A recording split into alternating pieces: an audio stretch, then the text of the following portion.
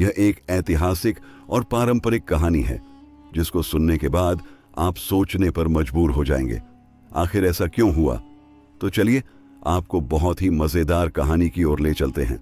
केदारनाथ धाम एक ऐसा धाम है जहां देवता भी कांपते हैं। इस जगह से वहां कुछ ऐसा छुपा है जो हजारों वर्षों से सांसें रोके बैठा है और जिसे जानकर आज भी हिमालय की हवाएं सिहर उठती हैं, क्योंकि यह कोई साधारण मंदिर नहीं बल्कि शिव का वह धाम है जहां समय भी रुक जाता है। जब पहली बार एक साधु ने गर्भगृह की दीवार में कंपन महसूस किया था तो उसने इसे सामान्य समझकर भक्ति में लीन रहने का निश्चय किया, लेकिन हर अमावस्या को उस दीवार से आती एक हल्की सी फुफकार उसे व्याकुल कर देती थी। कहते हैं यह दीवार केवल एक पत्थर नहीं बल्कि एक मुहर है, एक द्वार जो स्वयं महादेव ने बंद किया था उस समय जब शिव पांडवों के पश्चाताप से प्रसन्न होकर इस भूमि पर प्रकट हुए थे। परंतु सब नहीं जानते कि जब शिव के दर्शन हुए तब उनके पीछे छिपे एक रहस्यमयी द्वार से एक दूसरी सत्ता भी निकलने को आतुर थी, एक शक्ति जो रक्षक नहीं विध्वंसक थी।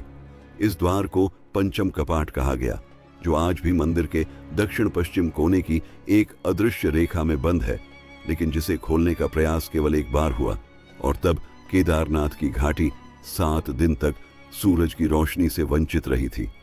वह प्रयास किया था एक तांत्रिक ने, जिसने तिब्बत से आकर तंत्र साधना की और केदारनाथ के शिवलिंग के नीचे छिपे रहस्य को जानने का दुस्साहस किया।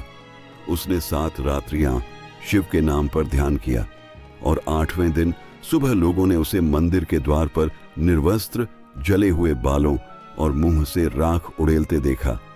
वह जीवित था पर उसकी आंखों में डर नहीं, शून्यता थी।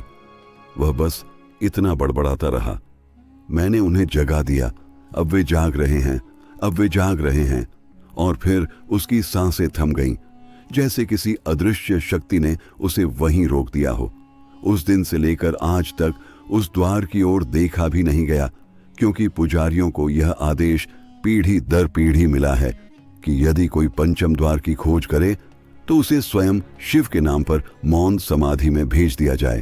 पर रहस्य यही नहीं थमा, क्योंकि केदारनाथ के उस कोने में एक गूंगी बकरी पिछले 80 वर्षों से हर दिन मंदिर के पास आती है, वहीं बैठती है और अंधेरा होते ही जंगल की ओर चली जाती है।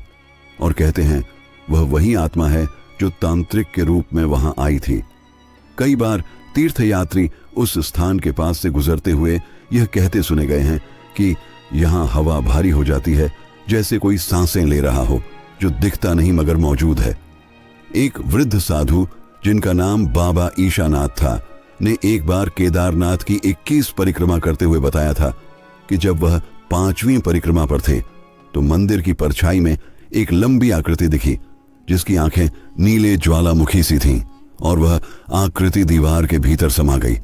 बाबा ने यह भी बताया कि वह आकृति कुछ कह रही थी, पर उसकी भाषा मानवीय नहीं थी। वह ध्वनि नहीं थी, एक स्पंदन था जो सीधा दिल की धड़कनों से टकराता था। उस रात के बाद बाबा मौन व्रत में चले गए और अगले ही वर्ष हिमस्खलन में उनका शव वहीं पंचम द्वार के कोने में दबा मिला। उनके पास सिर्फ एक पत्र था जिस पर लिखा था, शिव के द्वार को छेड़ो मत, नहीं तो समय खुद को पी जाएगा। बर्फ के नीचे से उठती रहस्यमयी ध्वनि, मंदिर की दीवार पर उकेरी गई एक अदृश्य रेखा और वहां से गुजरते हुए गायब हो जाने वाले कुत्ते, साधु और एक बार तो एक वैज्ञानिक, ये सब घटनाएं इस द्वार की उपस्थिति को बार बार साबित करती हैं। वर्ष 2013 की भयानक त्रासदी, जब बादल फटे और हजारों लोगों की जान चली गई, तब भी मंदिर अक्षुण्ण रहा, लेकिन कैमरों ने यह रिकॉर्ड किया कि मंदिर के ठीक पीछे एक चमकती हुई आकृति दिखी और फिर गायब हो गई। आज भी उस फुटेज को स्लो मोशन में देखा जाए तो एक क्षण ऐसा है जब मंदिर के पीछे से एक त्रिशूल सी आकृति उठती है और अचानक सब धुंध में विलीन हो जाता है। स्थानीय लोग कहते हैं कि वह स्वयं रक्षक शक्ति थी, पंचम द्वार से बाहर निकली शिव की छाया, जिसने मंदिर को बचाया, लेकिन कीमत चुकानी पड़ी पूरे गांव को। केदारनाथ के मुख्य पुजारी हर साल श्रावण मास में अकेले गर्भगृह में प्रवेश करते हैं और एक गुप्त पूजा करते हैं जो शास्त्रों में कहीं वर्णित नहीं। उस पूजा का उद्देश्य सिर्फ एक है, पंचम द्वार को शांत रखना। यह पूजा सिर्फ उन्हीं को सौंपी जाती है जिनके स्वप्न में स्वयं आदि शंकराचार्य प्रकट हों, और यदि वह संकेत न मिले तो वह व्यक्ति आजीवन मूक सेवा में ही रह जाता है।